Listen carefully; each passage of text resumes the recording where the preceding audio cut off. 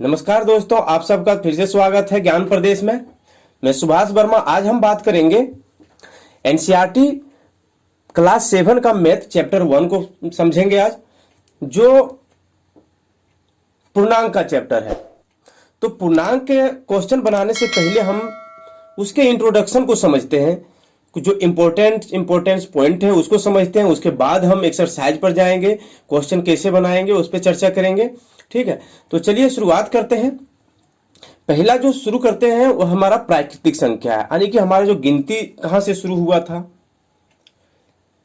पहले गिनती को समझते हैं, उसके बाद हम पूर्णांक को समझेंगे, यानी उसके क्वेश्चन को बनाएंगे, जो भी क्वेश्चन आपके एक्सरसाइज में दिए गए हैं। पहला देखिए है प्राकृतिक संख्या, यानी नेचुरल नंबर।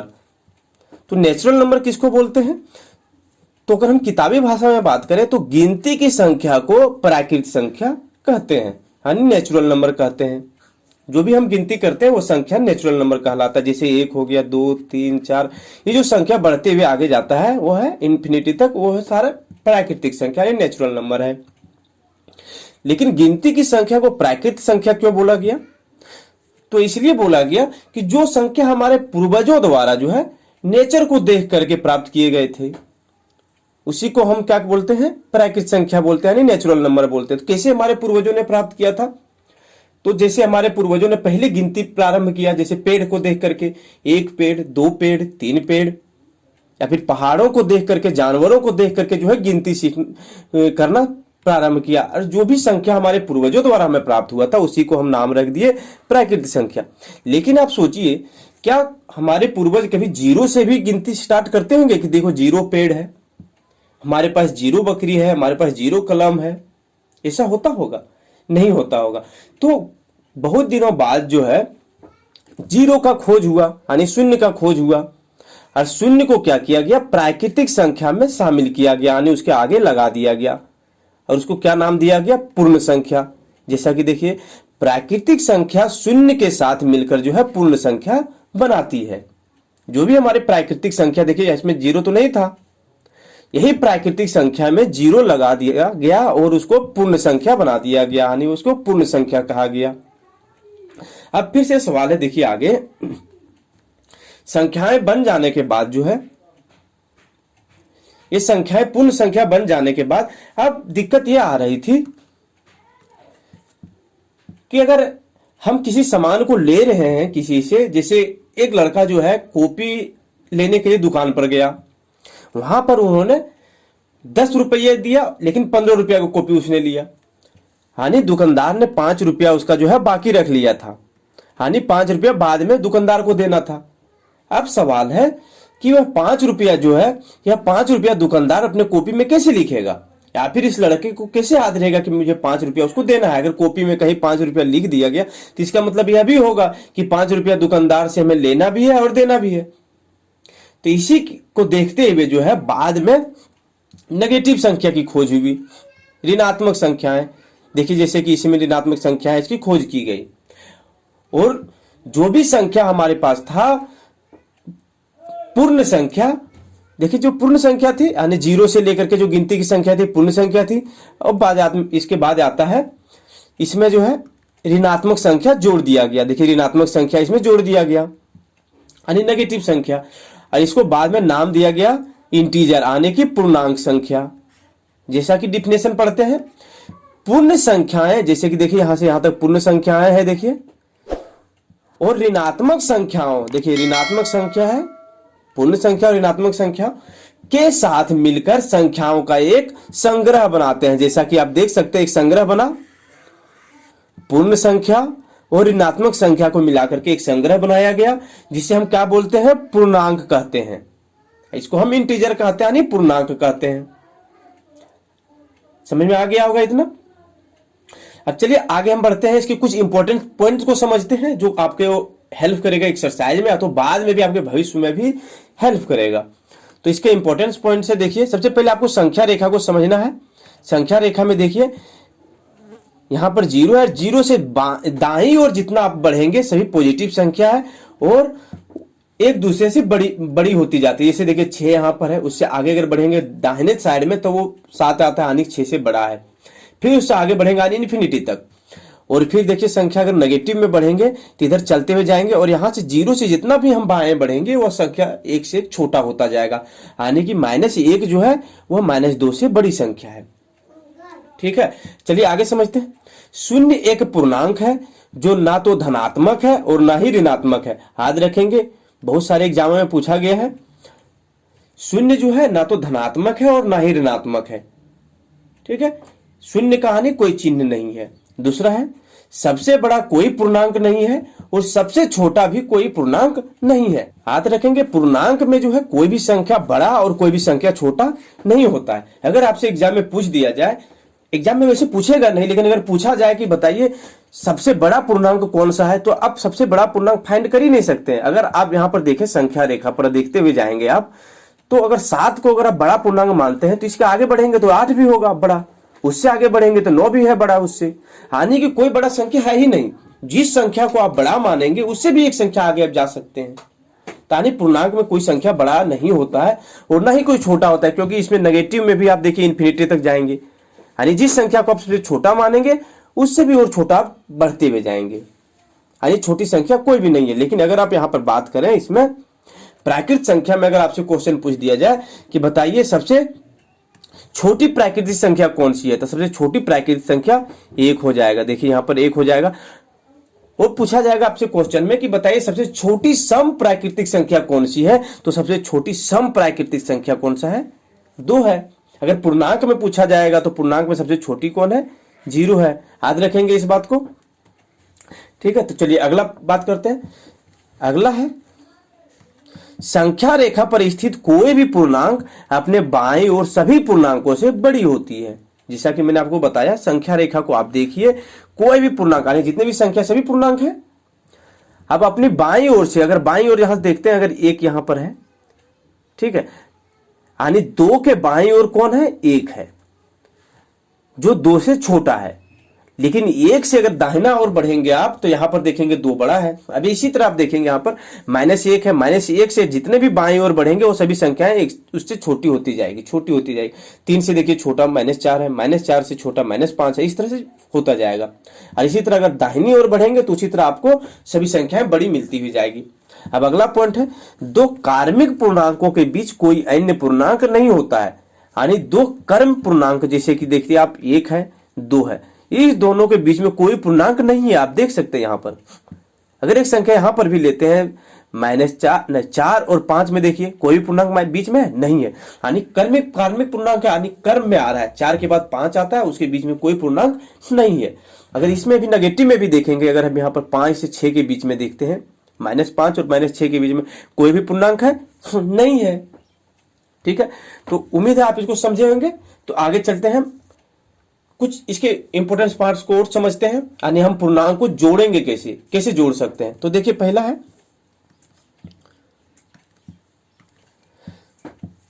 2 धनात्मक पूर्णांकों का योग, यानी 2 पॉजिटिव पूर्णांकों को अगर हम जोड़ेंगे तो कैसे जोड़ेंगे। ठीक है, तो देखिए 2 धनात्मक पूर्णांकों को जोड़ा जाता है तो हमें एक धनात्मक पूर्णांक प्राप्त होता है। अगर हम 2 धनात्मक पूर्णांक को जोड़ेंगे तो क्या प्राप्त होगा, हमें एक धनात्मक पूर्णांक प्राप्त होता है। जैसे कि देखिए अगर हम +5 को अगर हम जोड़ते हैं किसमें, +4 में, तो क्या प्राप्त होगा, हमें +9 प्राप्त होगा। ठीक है, जैसा कि यहां पर दिया गया है, यानी 2 धनात्मक पूर्णांक है, एक +5 है और दूसरा है +4। अब इसको हम जोड़ते हैं तो क्या प्राप्त होता है, धनात्मक पूर्णांक प्राप्त होता है, यानी +9 प्राप्त होता है। तो ये सिंपल है, आप याद रख सकते हैं। दूसरा है, जब 2 ऋणात्मक पूर्णांकों को जोड़ा जाता है तो हमें एक ऋणात्मक पूर्णांक प्राप्त होता है। देखते हैं एग्जाम्पल में, अगर हम -3 को -2 में जोड़ते हैं तो क्या प्राप्त होगा, देखिए ये प्लस है और ये माइनस है, प्लस और माइनस गुना करके क्या हो जाएगा, माइनस हो जाएगा, यानी यहाँ पर माइनस हो जाएगा। लेकिन उतना लंबा नहीं करते हैं, तो अगर हम इस तरह से जोड़ते हैं तो क्या हो जाएगा, 3 और 2 को जोड़ेंगे कितना हो जाएगा, 5 हो जाएगा, और ये चिन्ह आ जाएगा आगे में, यानी एक ऋणात्मक प्राप्त होगा। देखिए ऋणात्मक प्राप्त हो रहा है जब 2 नेगेटिव पूर्णांकों को हम जोड़ते हैं। देखिए ये भी पूर्णांक है, ये भी पूर्णांक है, दोनों नेगेटिव यानी माइनस में है, तो हमें क्या प्राप्त होता है, एक ऋणात्मक पूर्णांक प्राप्त होता है। अगला समझते हैं, एक धनात्मक पूर्णांक और एक ऋणात्मक पूर्णांकों का योग, ठीक है। यानी एक पॉजिटिव पूर्णांक को जोड़ते हैं, पॉजिटिव पूर्णांक हमारा 5 है, और एक है नेगेटिव पूर्णांक, यानी नेगेटिव पूर्णांक कितना लेते हैं, 7 लेते हैं। अगर इसको जोड़ते हैं तो क्या होगा देखते हैं। जब एक धनात्मक और एक ऋणात्मक पूर्णांकों को जोड़ा जाता है तो हमें उसके चिन्हों को भूलकर बड़ी संख्या से छोटी संख्या को घटा देते हैं और बड़ी संख्या का चिन्ह उसके साथ लगा देते हैं, ठीक है।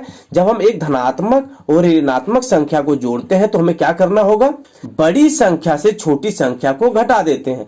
तो बड़ा संख्या इसमें देखिए कौन सा है, 7 है। जब चिन्ह भूल जाएंगे तो 7 बड़ी संख्या है, और क्या बोला जाता है, इसमें घटा देते हैं। यानी बड़ी संख्या में हम 5 को घटा देंगे तो कितना हो जाएगा, 2 हो जाएगा। उसके बाद क्या बोला जा रहा है, बड़ी संख्या का चिन्ह जो है इसके साथ लगा देते हैं। तो बड़ी संख्या देखिए क्या है, -7 है, तो 7 में जो है माइनस है, इसलिए उसको हम लगा देते हैं। यानी क्या हो जाएगा, -2 इसका आंसर हो जाएगा। चलिए इंट्रोडक्शन समझने के बाद हम क्वेश्चन पर जाते हैं, यानी एक्सरसाइज 1 पर जाते हैं। देखिए पहला क्वेश्चन हमारा है प्रश्नावली में, देखिए पहला क्वेश्चन को समझते हैं। क्वेश्चन है 1 नंबर का, देखिए किसी विशिष्ट दिन विशेष स्थानों के तापमान को डिग्री सेल्सियस में निम्नलिखित संख्या रेखा द्वारा दर्शाया गया है। देखिए एक संख्या रेखा यहां पर दिया गया है। संख्या रेखा द्वारा जो है तापमान जो है डिग्री सेल्सियस में दर्शाया गया है। उसके बाद नीचे कुछ क्वेश्चन दिए गए हैं, चलिए उसको अब देखते हैं क्वेश्चन को। पहला क्वेश्चन है, देखिए इस संख्या रेखा को देखिए और इस पर अंकित स्थानों के तापमान को लिखिए।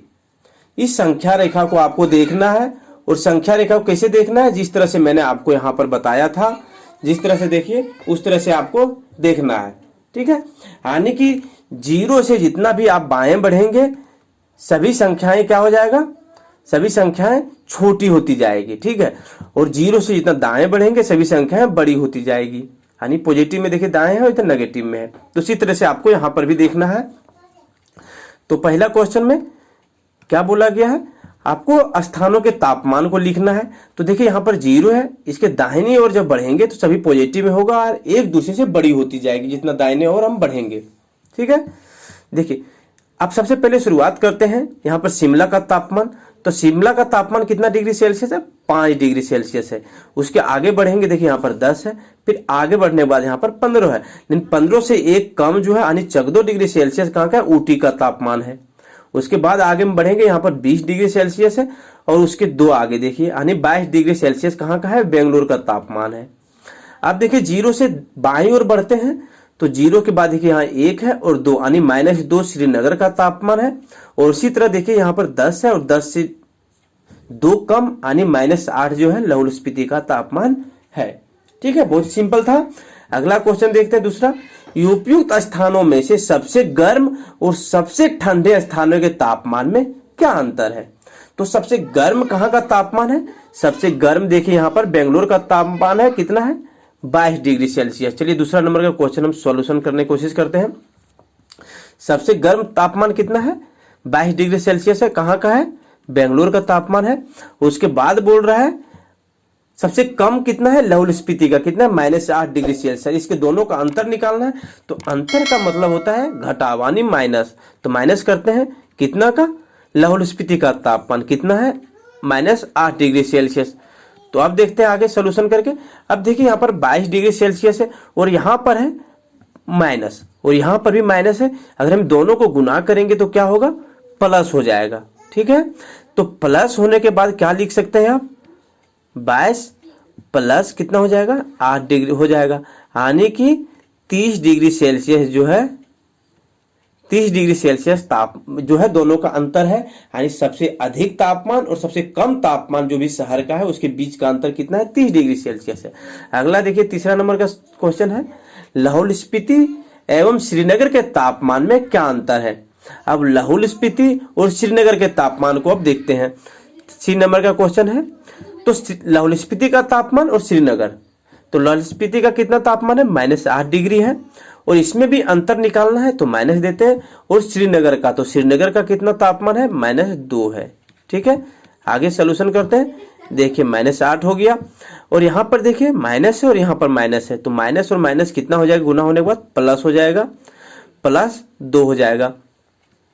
+2 होने के बाद अब देखिए यही क्वेश्चन आ गया जो तीसरा नंबर का, देखिए आप इसमें, जो इसमें मैंने आपको बताया था। ठीक है, यहां पर जो मैंने आपको बताया था, देखिए धनात्मक और ऋणात्मक कैसे जोड़ना है, उसी तरह से आपको यहां पर भी जोड़ना है। ठीक है, तो यहां पर जोड़ेंगे तो बड़ा में से छोटी संख्या को घटा देंगे, तो घटाना है, कितना हो जाएगा, 6 हो जाएगा, और जो बड़ा संख्या का चिन्ह है उसको लगा देना है। तो बड़ा संख्या का चिन्ह कितना है, माइनस है, तो माइनस लगा देंगे। यानी कि श्रीनगर और लाहौल स्पीति के जो दोनों का तापमान का अंतर है वो कितना है, -6 डिग्री सेल्सियस है। ठीक है, अगला देखते हैं डी नंबर का। क्या हम कह सकते हैं कि शिमला और श्रीनगर के तापमानों का योग शिमला के तापमान से कम है? अगर हम शिमला और श्रीनगर का तापमान का योग करते हैं, डी नंबर का क्वेश्चन बनाते हैं, तो शिमला का तापमान कितना है, शिमला का तापमान 5 डिग्री सेल्सियस है, और श्रीनगर का तापमान कितना है, -2 डिग्री सेल्सियस है। तो अगर हम दोनों को जोड़ेंगे तो कितना हो जाएगा 3 डिग्री सेल्सियस। ठीक है, तो अब क्वेश्चन में पूछा जा रहा है कि शिमला और श्रीनगर के तापमान का योग शिमला के तापमान से कम है, तो हाँ कम है, क्योंकि देखिए श्रीनगर का तापमान जो है कितना है, 5 डिग्री सेल्सियस, यानी 5 डिग्री सेल्सियस है, लेकिन जोड़ने बाद कितना जा रहा है, 3 डिग्री सेल्सियस है, तो क्या होगा, हाँ कम है। अगला देखिए, क्या इन दोनों स्थानों के तापमान का योग श्रीनगर के तापमान से भी कम है? तो हाँ, श्रीनगर के तापमान से कम नहीं है। क्यों कम नहीं है, क्योंकि श्रीनगर का तापमान जो है -2 डिग्री सेल्सियस है, लेकिन जोड़ने के बाद कितना आ रहा है, +3 डिग्री सेल्सियस है, तो क्या हो जाएगा, नहीं आंसर। ठीक है, अगला क्वेश्चन है, किसी प्रश्नोत्तरी में सही उत्तर के लिए धनात्मक अंक दिए जाते हैं और गलत उत्तर के लिए ऋणात्मक अंक दिए जाते हैं। यदि 5 उत्तरोत्तर चक्रों में जैक द्वारा प्राप्त किए गए अंक 25 है, -5, -10, 15 और 10 थे, तो बताइए अंत में उसके अंकों का कुल योग कितना था? क्वेश्चन में पूछा जा रहा है कि एक जगह पर प्रश्न पूछने की प्रतियोगिता हो रही थी, बच्चों को क्वेश्चन पूछे जा रहे थे, और जो भी बच्चा सही जवाब देता था उसको धनात्मक अंक मिल रहे थे, यानी प्लस में अंक मिल रहे थे, और जो गलत उत्तर दे रहा था उसको ऋणात्मक में अंक मिल रहे थे, यानी नेगेटिव में अंक दिए जा रहे थे। तो जैक नाम का एक लड़का था जिसने 5 प्रश्नों का उत्तर दिया, जिसमें से उसके 3 प्रश्न जो है सही हुए, और 3 प्रश्न जो सही हुए थे उसके अंक उसको प्राप्त हुए थे, कितना, 25, और दूसरा था 15, और तीसरा 10। इतने अंक जो है उसने सही दिए हुए थे, यानी सही उत्तर 3 ठो दिए हुए थे, जिसको प्रश्न आंसर जो है इतना मिला था, यानी 25, 15 और 10, 3 क्वेश्चन का मिला हुआ था। ठीक है, और 2 प्रश्न जो है उसने गलत दिया था, तो गलत में कितना मिलता है, नेगेटिव मार्क्स मिल रहा था, और वह उसको प्राप्त हुआ कितना, -5, और दूसरा था -10। ठीक है, अब क्वेश्चन में पूछा जा रहा है कि बताइए अंत में उसके अंकों का कुल योग कितना था। ठीक है, कुल योग कितना था, तो इसको हम आसानी से निकाल सकते हैं। सबसे पहले हम जितना अंक उसने प्राप्त किया उसको जोड़ करके जितना उसको नेगेटिव में मार्क्स मिले थे उसको घटा देने बाद में प्राप्त हो जाएगा। तो चलिए सबसे पहले इसको जोड़ते हैं, कितना हो जाएगा, 25 और 15 कितना होगा, 40 और 10 यानी 50 हो जाएगा, यानी 50 अंक मिले थे, और उसको कितना, 50 अंक मिलने के बाद जो है कितना उसको माइनस हो गया था, यानी 15 माइनस हो गया, -5 और -10, यानी उसको 15 जो है नेगेटिव में प्राप्त हुए थे, यानी टोटल अंक उसको प्राप्त हुए थे 35 मार्क्स। ठीक है, अंत में उसके 35 मार्क्स बचे हुए थे, यानी आंसर कितना हो जाएगा, 35 हो जाएगा। अगला क्वेश्चन हमारा तीसरा नंबर का है। देखिए आप देखेंगे तो यहाँ पर देखिए क्वेश्चन जो यहाँ पर लिखा गया है, क्वेश्चन इतना ही था क्वेश्चन में, लेकिन मैं आपको समझाने के लिए यहाँ पर जो है संख्या रेखा का चित्र जो है डाल दिया है, ताकि आप आसानी से समझ सके क्वेश्चन को। चलिए क्वेश्चन को पढ़ने का प्रयास करते हैं। देखिए, सोमवार को श्रीनगर का तापमान -5 डिग्री सेल्सियस था। ठीक है, यहाँ पर जो आप देख रहे हैं वह श्रीनगर का तापमान है। ठीक है, तो मंगलवार को कितना सोमवार को कितना तापमान था, -5 डिग्री सेल्सियस जो है मंडे को था। ठीक है, श्रीनगर का तापमान। उसके बाद क्या हुआ, मंगलवार को तापमान जो है 2 डिग्री सेल्सियस कम हो गया। ठीक है, तो मंगलवार को जब 2 डिग्री सेल्सियस कम हो गया तो कहां से कम होगा, तो कम तो यहीं से होगा ना, 5 डिग्री सेल्सियस से। तो यहां से 2 डिग्री सेल्सियस कम हो गया, यानी कहां तक चला गया, -7 डिग्री सेल्सियस चला गया। ठीक है, मंगलवार को। अब क्वेश्चन पूछा जा रहा है, देखिए मंगलवार को श्रीनगर का तापमान क्या था। तो आप देखिए आसानी से बता सकते हैं कि मंगलवार को श्रीनगर का तापमान जो है -7 डिग्री सेल्सियस था। ठीक है, अब अगला क्वेश्चन देखिए क्या बोल रहा है, बुधवार को तापमान 4 डिग्री सेल्सियस बढ़ गया। अब बुधवार को जो है 4 डिग्री सेल्सियस बढ़ गया, पहले कम हुआ था अब बढ़ गया। तो कहां से बढ़ेगा, यहीं से, मंगलवार जितना था वहीं से तो बढ़ेगा। तो यहां से बढ़ाते हैं 4 डिग्री सेल्सियस। तो यहां से 4 डिग्री सेल्सियस जब बढ़ाएंगे तो कहां पर पहुंचेंगे हम, सॉरी यहां पर कहां पर पहुंचेंगे, 3 डिग्री सेल्सियस पर। देखिए 1 डिग्री, 2, 3 और 4, यानी 4 डिग्री सेल्सियस बढ़ाने पर कहां पर पहुंचेंगे हम, देखिए यहां पर 3 डिग्री सेल्सियस पर पहुंच जाएंगे। तो वही पूछा जा रहा है कि बुधवार को तापमान कितना था, तो कितना हो जाएगा, -3 डिग्री सेल्सियस बुधवार को था, आंसर हो जाएगा। ठीक है, यानी देखिए कितना हो जाएगा, सबसे पहले देखिए मंगलवार को कितना तापमान था, -7 डिग्री, और बुधवार को कितना हो जाएगा, -3 डिग्री, यही आंसर हो जाएगा इसका। अगला क्वेश्चन बनाते हैं, 4 नंबर का क्वेश्चन हमारा है। देखिए इसमें भी मैंने वही किया है, क्वेश्चन इतना था लेकिन समझाने के लिए मैंने आपको यहाँ पर चित्र भी लगा दिया है। तो चलिए समझते हैं। एक हवाई जहाज समुद्र तल से 5000 मीटर की ऊंचाई पर उड़ रहा है। ठीक है, अब एक विशिष्ट बिंदु पर एक हवाई जहाज समुद्र तल से 1200 मीटर नीचे तैरती हुई पनडुब्बी के ठीक ऊपर है। तो पनडुब्बी और हवाई जहाज के बीच की ऊर्ध्वाधर दूरी कितनी है। अब क्वेश्चन समझिए, क्वेश्चन बोला जा रहा है, एक यहां देखिए बिंदु है, यहां से जो है एक हवाई जहाज उड़ रहा है ऊपर में, यहां से नहीं उड़ रहा है, यानी कि उड़ रहा है हवाई जहाज, यहां से उड़ते हुए आया है। ठीक है, और यहां पर जब इसका ऊंचाई मापा गया तो कितना था, 5000 मीटर था, 5000 मीटर था। अब इस बिंदु से जहां से मापा गया वहीं से जो है नीचे भी एक पनडुब्बी जो है पानी के अंदर चलता है पनडुब्बी, वह पनडुब्बी देखिए कितना नीचे था, वह था 1200 मीटर नीचे, 1200 मीटर नीचे इस बिंदु से तैर रहा था। अब क्वेश्चन में पूछा जा रहा है आपसे कि जो हवाई जहाज और ये पनडुब्बी के बीच की दूरी कितनी होगी। तो यहाँ पर आप देखेंगे आसानी से कि सबसे पहले यहाँ से इस स्थल से आप ऊपर मापेंगे हवाई जहाज का, तो कितना था, 5000 मीटर दिया गया था, और यहाँ से फिर नीचे कितना था, तो ये था 12000 मीटर, सॉरी 1200 मीटर।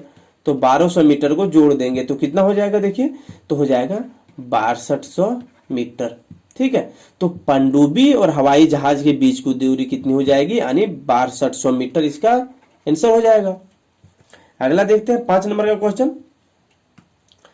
देखिए क्वेश्चन है, मोहन अपने बैंक खाते में 2000 रुपया जमा करता है।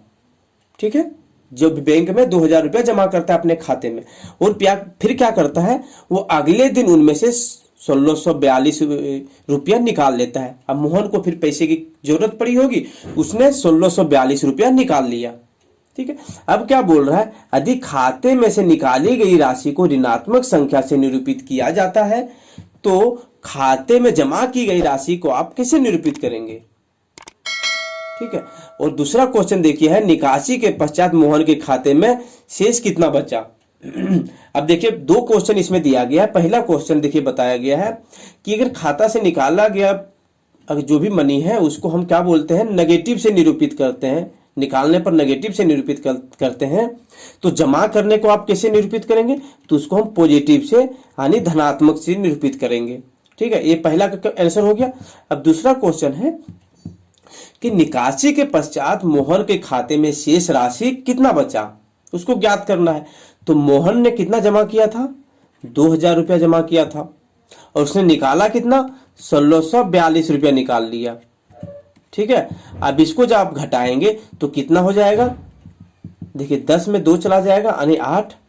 ठीक है, और यहां पर देखिए 9 में 4 चला जाएगा यानी 5। ठीक है, 358 रुपया उसके खाते में बच जाएगा, मोहन के खाते में।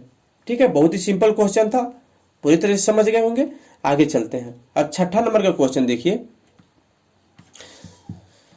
रीता बिंदु ए से, यानी रीता नाम की एक लड़की है जो बिंदु ए से, देखिए यहाँ पर बिंदु ए से जो है पूरब की ओर बिंदु बी तक 20 किलोमीटर की दूरी तय करती है। देखिए पूरब की ओर इधर दिया गया है, तो कितना तय करता है, बिंदु बी तक 20 किलोमीटर की दूरी तय करती है। कौन, रीता करती है। उसी सड़क के अनुदिश बिंदु बी से वह 30 किलोमीटर की दूरी पश्चिम की ओर तय करती है। तो पश्चिम इधर है। अब क्या बोल रहा है कि जिस सड़क पर रीता गई थी उसी सड़क पर फिर रीता क्या करती है, वापस आ जाती है। तो वापस आ रही है और कहां तक आती है, 30 किलोमीटर तक वापस आ जाती है। देखिए यहां तक आ गई, यानी 30 किलोमीटर तक वापस आ गई है। ठीक है, 30 किलोमीटर हो जाएगा ये दोनों की दूरी। यदि पूरब की ओर तय की गई दूरी को धनात्मक पूर्णांक से निरूपित किया जाता है तो पश्चिम की ओर तय की गई दूरी को आप कैसे निरूपित करेंगे। ठीक है, तो क्या बोल रहा है कि पूरब की ओर तय की गई दूरी, यानी पूरब की ओर तय की गई दूरी को हम क्या करते हैं, धनात्मक से निरूपित कर रहे हैं। तो पश्चिम की ओर तय की गई दूरी को हम कैसे निरूपित करेंगे, तो पश्चिम की ओर तय की गई दूरी को हम ऋणात्मक से निरूपित करेंगे, यानी नेगेटिव से निरूपित करेंगे। ठीक है, अब क्या बोल रहा है, बिंदु ए से उसकी अंतिम स्थिति को किस पूर्णांक से निरूपित करेंगे। अब क्वेश्चन में पूछ रहा है कि बिंदु ए जो है इससे आप किस पूर्णांक से निरूपित करेंगे। तो जैसे कि अगर बिंदु को हम 0 मानते हैं तो जितना भी हम बाईं ओर बढ़ेंगे वो क्या होगा, सभी नेगेटिव में होते जाएगा संख्या। और नेगेटिव यहां से कितना, यहां से अगर 30 किलोमीटर यहां तक चला है तो यहां तक तो 20 किलोमीटर हुआ, उसके बाद के जो संख्या बच गया, कितना बच गया, 10 बच गया। यानी कि क्या हो जाएगा इसका आंसर, तो इसका आंसर हो जाएगा -10। ठीक है, हम कैसे निरूपित करेंगे, -10 से निरूपित करेंगे। ठीक है, आंसर हो जाएगा -10 इसका। 7वां नंबर का क्वेश्चन देखिए, 7वां नंबर क्वेश्चन में है, एक मायावी वर्ग में प्रत्येक पंक्ति, प्रत्येक स्तंभ एवं प्रत्येक विकर्ण की संख्या का योग समान होता है। क्वेश्चन में दिया गया है कि एक मायावी वर्ग दिया गया है जिसमें अगर आप जोड़ेंगे प्रत्येक पंक्ति को, जितना भी पंक्ति और स्तंभ को जोड़ेंगे आप और विकर्ण को भी आप जोड़ेंगे तो सभी संख्याओं का जो योग होगा जोड़ने के बाद वो समान होता है। तो अब बताइए इस दोनों में कौन सा मायावी वर्ग है। ठीक है, तो चलिए इसको आप कोशिश कीजिए, फिर भी मैं आपको बना करके यहाँ पर डाल दूंगा, आप आराम से देख सकते हैं कौन सा मायावी वर्ग है। लेकिन मैंने जो चेक किया तो मायावी वर्ग जो है क्वेश्चन नंबर 2 है, यह मायावी वर्ग है। इसमें मायावी वर्ग नहीं है क्योंकि आप देखेंगे जोड़ने के बाद जो है सभी तरफ से आप जोड़ेंगे तो 0 प्राप्त होता है। ठीक है, लेकिन विकर्ण को जोड़ने पर जो है 0 प्राप्त नहीं होता है। ठीक है, इसीलिए यह मायावी वर्ग नहीं है। फिर भी आप पिक्चर में देख करके समझ सकते हैं। ठीक है, अगला देखते हैं। 8 नंबर का क्वेश्चन है। इस क्वेश्चन में दिया गया है कि ए और बी के निम्नलिखित मानों के लिए ए माइनस बी बराबर ए प्लस बी का सत्यापन कीजिए। क्वेश्चन है कि एक क्वेश्चन दिया गया है LHS में ए माइनस बी। ठीक है, अब आपको सत्यापित करना है कि क्या ए माइनस बी बराबर ए प्लस बी होगा। अब सत्यापित करना है आपको, तो हाँ बिल्कुल होगा। सत्यापित करके आप देख सकते हैं, मैं आपको बता देता हूं। देखिए यहाँ पर सिंपल सा है, ये यहाँ पर देखिए माइनस है, यहाँ पर भी माइनस है। अगर हम इस दोनों माइनस को अगर देखेंगे तो क्या होगा, माइनस को माइनस से गुना करने पर क्या प्राप्त होता है, प्लस प्राप्त होता है। तो यहाँ पर हो जाएगा प्लस बी। अब देखिए LHS बराबर RHS आ जा रहा है। आप कोई भी मान यहाँ पर बैठाएंगे, यहाँ पर ए की जगह पर 21 और यहाँ पर बी की जगह पर 18 बिठाएंगे तो दोनों का मान जो है समान आएगा। फिर इसी तरह से आप क्वेश्चन नंबर 2 का भी बिठाएंगे, ए की जगह पर 118 और बी की जगह पर 125 बिठाएंगे तो दोनों की जगह यानी सेम होता जाएगा। ठीक है, यानी इसका सत्यापन आप कर सकते हैं। ठीक है, चलिए अगला देखते हैं। 9 नंबर का क्वेश्चन था। इसमें क्या है, निम्नलिखित कथनों को सत्य बनाने के लिए बॉक्स में संकेत बड़ा, छोटा अथवा बराबर का उपयोग कीजिए। ठीक है, तो सबसे पहले आपको यह समझाने का प्रयास करते हैं कि इसका मतलब क्या होता है। ठीक है, बहुत जगह पर आप देखे होंगे कि इसका मुंह इधर खुल रहा है बाईं ओर, इसका मुंह दाईं ओर खुल रहा है। यानी पता ही नहीं चलता कौन सा बड़ा है और कौन सा छोटा है। तो मैं आपको बता दूं कि आपको इस तरह से याद रखना है कि एक चिड़िया है और यह चिड़िया का चोंच है। तो चिड़िया चोंच किधर खोलती है? जिधर उसको दाना मिलता है। तो उसी तरह आपको समझना है कि यह जो इसका मुंह इधर जिधर खुला रहेगा जिधर बड़ी संख्या होगी, ठीक है, यानी कि जिधर बड़ी संख्या होगी उधर इसका मुंह खुला हुआ रहेगा, छोटी संख्या इधर चला जाएगा, ठीक है, और बड़ी संख्या इधर आएगा, ठीक है, समझ गए होंगे। उसी तरह इसमें भी है, अगर बाईं ओर बड़ी संख्या है तो आपको इस तरह से लगा देना है, और दाईं ओर बड़ी संख्या है तो ये संख्या लगाना है आपको, ठीक है। तो इसी तरह आपको सत्यापित करना, यानी क्वेश्चन यहाँ पर दिया गया है। क्वेश्चन नंबर ये देखिए, क्वेश्चन नंबर बी, यानी 5 क्वेश्चन दिए गए हैं। इसमें आपको बॉक्स में डालना है कौन सी संख्या बड़ी है, कौन सी छोटी है, या फिर कौन सा बराबर है। तो मैंने क्वेश्चन बना करके इसका आंसर डाल दिया है, आप भी बना करके प्रयास कर सकते हैं, ठीक है। चलिए अगला देखते हैं, 10 नंबर का क्वेश्चन है। 10 नंबर में सब बहुत सारे स्टूडेंट्स को कंफ्यूजन होता है, मैं आपको आसानी से समझाएंगे इसको बहुत अच्छा से, ठीक। क्वेश्चन सिर्फ इतना था, लेकिन मैंने समझाने के लिए ताकि आप अच्छी तरह समझ जाए, मैंने यहाँ पर सीढ़ी डाला हुआ है। देखते हैं आगे क्वेश्चन पढ़ते हैं। देखिए, पानी के एक तालाब में अंदर की ओर सीढ़ियां हैं। एक पानी है, एक तालाब है, और वो पानी के तालाब में क्या है, अंदर की ओर सीढ़ी दिया हुआ है। जैसा कि आप देखते होंगे अपने गांव तरफ कि तालाब में सीढ़ी रहता है ताकि वहां पर जाके लोग नहा सके, कपड़ा धो सके, ठीक है। तो उसी तरह था। अब है कि एक बंदर सबसे ऊपर वाली सीढ़ी यानी पहली सीढ़ी पर बैठा है। आप देख सकते हैं यहाँ पर, जैसा कि पहली सीढ़ी पर बंदर बैठा हुआ है, और पानी कहां पर है, 9वीं सीढ़ी पर है। पानी जो है 9वीं सीढ़ी पर है, ठीक है, पानी जो है 9वीं सीढ़ी पर, इसके नीचे है पानी, 9वीं सीढ़ी पर पानी है, ठीक है। अब क्वेश्चन समझते हैं। पहला नंबर का क्वेश्चन है, बंदर क्या करता है, देखिए वह एक छलांग में 3 सीढ़ी नीचे की ओर और अगली छलांग में क्या करता है, 2 सीढ़ी ऊपर की ओर जाता है, ठीक।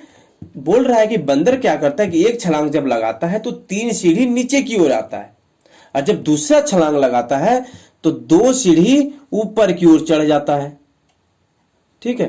यानी पहला छलांग में 3 सीढ़ी नीचे आया बंदर, तो दूसरा छलांग में 2 सीढ़ी ऊपर चला जाता है बंदर। अब बोल रहा है कितने छलांगों में वह पानी के स्तर तक पहुंच जाएगा, ठीक। तो वही है कि आप कितना छलांग लगाने के बाद बंदर पानी के स्तर तक पहुंच जाएगा। तो ऐसे क्वेश्चन अगर आप कंपटीशन की तैयारी कर रहे होते तो आप तुरंत बना सकते थे, लेकिन जैसा कि आप समझ सकते हैं कि मैं 7वीं क्लास का क्वेश्चन बना रहा हूं, तो आपको प्रैक्टिकली सोचना है और प्रैक्टिकल रूप से ही बनाना है क्वेश्चन को। तो चलिए प्रारंभ करते हैं। पहला क्वेश्चन पहला क्या कंडीशन है कि बंदर 3 छलांग लगाता है। तो पहला छलांग लगाने के बाद क्या करता है, बंदर सीढ़ी नंबर 4 पर पहुंच जाता है, यानी एक छलांग पहला छलांग लगाया और सीढ़ी नंबर 4 पर बंदर पहुंच गया है, ठीक है। अब क्या करता है, दूसरी छलांग लगाता है। तो दूसरी छलांग में कंडीशन है कि 2 सीढ़ी ऊपर चला जाता है। तो चलिए 2 सीढ़ी बंदर ऊपर चला गया, ठीक है, और ये छलांग नंबर कितना था, दूसरा था। हाथ रखते हुए जाएंगे, ठीक है। अब क्या करता है, कहां पर बंदर है, दूसरी सीढ़ी पर बंदर बैठा हुआ है। अब फिर से छलांग लगाता है बंदर। देखिए एक छलांग लगाया, दूसरा और तीसरा छलांग लगाया। कहां पर पहुंच गया बंदर, 5वीं सीढ़ी पर पहुंच गया है। कितने छलांग में, 3 छलांग में। अब चौथा छलांग बंदर लगाता है तो कहां से लगाएगा, जहां पर वो बैठा हुआ है। कहां पर बैठा हुआ है, 5वीं सीढ़ी पर।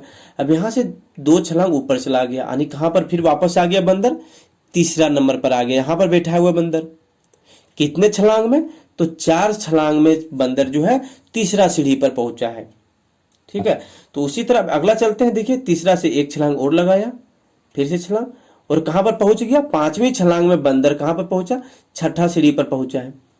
अब छठी छलांग जब लगाएगा तो क्या है कंडीशन कि 2 सीढ़ी ऊपर चला जाता है। तो 2 सीढ़ी ऊपर चला गया बंदर, कहां पर पहुंचा, छठा छलांग में, फिर से 4 नंबर पर पहुंच गया, ठीक है। तो 7वीं छलांग लगाता है बंदर, कहां से लगाएगा, यहीं से, 1 2 3। 7वीं छलांग में बंदर कहां पर पहुंचा, सीढ़ी नंबर 7 पर पहुंचा है। कहां पर है, सीढ़ी नंबर 7 पर। और जब 8वीं छलांग लगाएगा तो कहां पर जाएगा बंदर, फिर से वापस चला जाएगा 5वीं पर। कितने छलांग में, 8वीं छलांग में जो है बंदर 5 पर पहुंचा है। चलिए अब फिर से छलांग लगवाते हैं। 5 से छलांग लगाने के बाद देखिए 6 पर आया, 7 पर, 8 पर आ गया, ठीक। कितने छलांग में, 9 छलांग में बंदर 8 पर आ गया है, ठीक। अब 8 से फिर 10वां जब छलांग लगाएगा तो कहां पर पहुंचेगा, ये घूम करके फिर जो है छठा पर पहुंच जाएगा। कहां पर पहुंचा, छठा पर पहुंच गया। कितने छलांग में, 10 छलांग में। अब छठा से जब छलांग लगाएगा अब, तो 1 छलांग लगाया, 2 छलांग और 3 छलांग, यानी कितना छलांग, कितना था ये, 11वां छलांग में जो है कहां पर पहुंच गया, 9वीं सीढ़ी पर। 9वीं सीढ़ी पर पहुंच गया 11वीं छलांग पर। और क्या क्वेश्चन में दिया गया था कि पानी कहां पर है, तो पानी है 9वीं सीढ़ी पर। देखिए यहां पर पानी 9वीं सीढ़ी पर है। तो जब बंदर पानी के पास पहुंच गया है तो अब हमको वापस जाने की जरूरत ही नहीं है, क्योंकि बंदर को पानी तक ही पहुंचना था। तो कितने छलांग में पहुंच गया बंदर, 11 छलांग में जो है बंदर कहां पर पहुंच गया, 11 छलांग में बंदर पानी के पास पहुंच गया। तो इसका आंसर क्या हो जाएगा, इसका आंसर 11 छलांग हो जाएगा। अगर आपको अभी भी समझ नहीं आया है तो आप इस वीडियो को फिर से देख लीजिए, क्वेश्चन आप जो है पीछे कीजिए और इस क्वेश्चन को फिर से देख लीजिए, ठीक है, ताकि आसानी से आप समझ सकें। तो चलिए अगला क्वेश्चन देखते हैं। इसी में क्वेश्चन दिया गया, यहाँ पर 1 नंबर का क्वेश्चन था। अब दूसरा क्वेश्चन देखिए 10 नंबर का ही है। अब क्या कंडीशन दिया है, पानी पीने के पश्चात वह वापस जाना चाहता है, ठीक है, और इस कार्य के लिए वह 1 छलांग में 4 सीढ़ियां ऊपर की ओर और अगली छलांग में 2 सीढ़ियां नीचे की ओर जाता है। क्या करता है, जब वापस बंदर जाना चाहता है पानी पी लेने के बाद, तो क्या करता है, 1 छलांग जब पहला छलांग लगाता है तो 4 सीढ़ी ऊपर की ओर जाता है, और दूसरे छलांग में क्या होता है, फिर से 2 सीढ़ी मतलब नीचे आ जाता है, 2 सीढ़ी दूसरे छलांग में, ठीक है। तो कितने छलांग में वापस सबसे ऊपर वाली सीढ़ी पर पहुंच जाएगा, क्वेश्चन यही है। तो चलिए इस क्वेश्चन को भी सोल्यूशन करते हैं, बनाने की कोशिश करते हैं। तो देखिए यहां पर है 9वां सीढ़ी पर है पानी में, यहां पर है, एक बार में कितना छलांग लगाता है बंदर, 4 सीढ़ी। तो चलिए लगाते हैं, 1 2 3 4, यानी पहले छलांग में बंदर कहां पर पहुंच गया, सीढ़ी नंबर 5 पर पहुंच गया। लेकिन कंडीशन है कि फिर वापस वो 2 सीढ़ी नीचे आ जाता है खिसक करके। तो देखिए दूसरे छलांग में कहां पर आ गया, सीढ़ी नंबर 3 पर, 2 छलांग में सीढ़ी नंबर 3 पर आ गया है, ठीक है। अब तीसरे सीढ़ी से फिर से छलांग लगाएगा बंदर ऊपर जाने के लिए, 1 छलांग लगाया, 2 3 और फिर 4, यानी 3 छलांग में बंदर कहां पर पहुंच गया है, 7 पर पहुंचा है। लेकिन अगला कंडीशन फिर से देखिए आप कि 2 सीढ़ी नीचे आ जाता है छलांग लगाने के बाद। तो 2 सीढ़ी फिर से नीचे आ गया खिसक करके, कहां पर आ गया, 5वीं सीढ़ी पर। कितने छलांग में, 4 छलांग में। अब 5 से फिर छलांग लगाएगा, 1 2 3 4, 4 सीढ़ी फिर लगाया, यानी 5 छलांग में कहां पर पहुंच गया, सबसे ऊपर में पहुंच गया, 9वीं सीढ़ी पर, यानी सबसे ऊपर में। तो जब सबसे ऊपर सीढ़ी में पहुंच गया तो नीचे तो आएगा ही नहीं, खिसक करके आने की जरूरत नहीं, क्योंकि पूछा जा रहा है क्वेश्चन सबसे ऊपर वाली सीढ़ी पर पहुंच जाएगा कितने छलांग में। तो कितने छलांग में पहुंचेगा, 5 छलांग में जो है सबसे ऊपर वाली सीढ़ी पर बंदर पहुंच जाएगा, ठीक है, समझ गए होंगे आप। अब अगला तीसरा क्वेश्चन इसी में दिया गया है, देखिए, ठीक है। तो चलिए इसको पढ़ते हैं। यदि नीचे की ओर पार की गई सीढ़ियों की संख्या को ऋणात्मक पूर्णांक से निरूपित किया जाता है, अगर बंदर नीचे की ओर आ रहा है तो उसको अगर हम नेगेटिव के रूप में दर्शाएंगे, उसके बाद ऊपर की ओर पार की गई सीढ़ियों की संख्या को धनात्मक पूर्णांक से निरूपित किया जाता है। अगर बंदर ऊपर चढ़ रहा है तो हम उसको धनात्मक पूर्णांक से दर्शाते निरूपित करते हैं।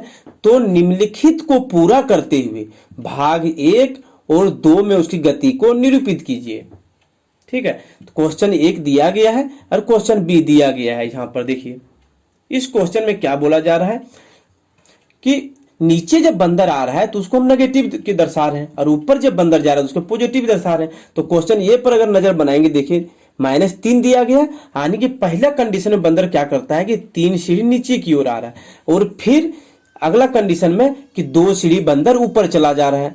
अगर बंदर एक बार में नीचे आता है, 3 सीढ़ी नीचे आता है अगर 4 पर, तो फिर क्या करता है, 2 सीढ़ी ऊपर चढ़ जाता है। अब इस कंडीशन को आपको पूरा करते हुए -8 लाना है। तो मैंने क्वेश्चन नंबर 1 और 2 में बताया है, यानी 10 का क्वेश्चन नंबर 1 और 2 में बताया था कि आप कैसे इसको निरूपित कर सकते हैं। तो आपको उसी तरह से जोड़ते हुए आगे बढ़ते हुए, देखिए जोड़ते हुए आपको क्या करना है, जो भी कॉन्सेप्ट मैंने बताया आपको उसको फुलफिल करते हुए आपको कितना लाना है, -8 लाना है आंसर। तो चलिए इसको आप खुद प्रयास कीजिए। फिर भी अगर दिक्कत होता है तो आप कमेंट में जरूर बताएं, मैं आपको जरूर इसका अलग से वीडियो बनाकर दूंगा, ठीक है। और उसी तरह से आपको बी नंबर में भी इसी तरह करना है और इसमें भी आपको 8 लाना है, ठीक है। तो उम्मीद करते हैं दोस्तों आप एनसीईआरटी क्लास 7 का मैथ का जो है चैप्टर 1.1 को अच्छी तरह से समझ गए होंगे। फिर अगला चैप्टर आप जो है देख सकते हैं, यानी प्रश्नावली 1.2 को आप देख सकते हैं। अगर आपको वीडियो अच्छा लग रहा है तो आप चैनल को जरूर सब्सक्राइब कर दें और अपने दोस्तों में भी शेयर कर दें। अगर आप एक टीचर हैं तो आप अपने बच्चों को भी देखने के लिए प्रोत्साहित करें। जय हिंद।